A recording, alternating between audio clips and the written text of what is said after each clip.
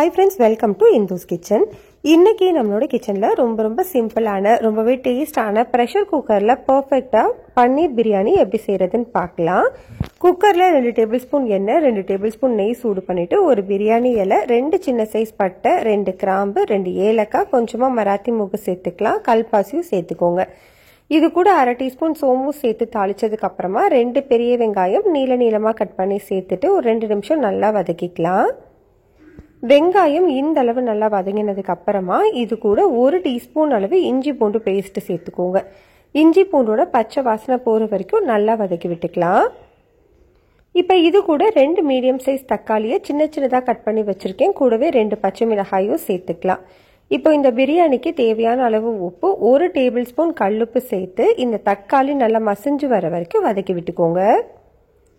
இந்த அளவுக்கு தக்காளி நல்லா வெந்ததுக்கு அப்புறமா இதில் 1/2 கைப்பிடி அளவு புதினா, 1/2 கைப்பிடி கொத்தமல்லி சேர்த்து ஒரு 1 நிமிஷம் மட்டும் வதக்கிக்கலாம். இப்போ இது கூட 1/4 டீஸ்பூன் மஞ்சள் தூள், 1 டீஸ்பூன் கரம் மசாலா தூள், 1 டீஸ்பூன் மிளகாய் தூள், 1 டீஸ்பூன் மல்லித்தூள் சேர்த்துக்கோங்க. நான் மிளகாயும் மல்லியும் சேர்த்து அரைச்ச தூள் 2 டீஸ்பூன் சேர்த்துருக்கேன். ஒரு 2 நிமிஷம் வதக்கினதுக்கு அப்புறமா இது கூட 1/4 கப் தயிரும் சேர்த்து ஒரு 2-3 நிமிஷத்துக்கு நல்லா வதக்கிக்கணும். இந்த டைமில் இது கூட 200 கிராம் அளவு பன்னீர் சேர்த்துக்கோங்க. நீங்கள் ஹோம்மேட் பன்னீரும் யூஸ் பண்ணிக்கலாம், கடையில் வாங்கினதும் யூஸ் பண்ணிக்கலாம். பன்னீர் சேர்த்துட்டு மீடியம் ஹீட்லேயே வச்சுட்டு ஒரு 2-3 நிமிஷம் மட்டும் நல்லா மிக்ஸ் பண்ணி விடுங்க. இப்போ இது கூட நம்ம அரிசி சேர்த்துக்க போகிறோம். நான் இன்னைக்கு 1/2 கப் அளவு சீரக சம்பா அரிசி எடுத்திருக்கேன்.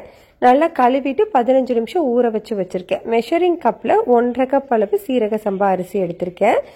அதே கப்பில் நம்ம 2.25 கப் அளவு தண்ணி சேர்த்துக்கணும். 1 கப் அரிசிக்கு 1/2 கப் தண்ணி. நான் 1/2 கப் அளவு அரிசி எடுத்திருக்கிறதுனால 2.25 கப் அளவு தண்ணி சேர்த்துருக்கேன்.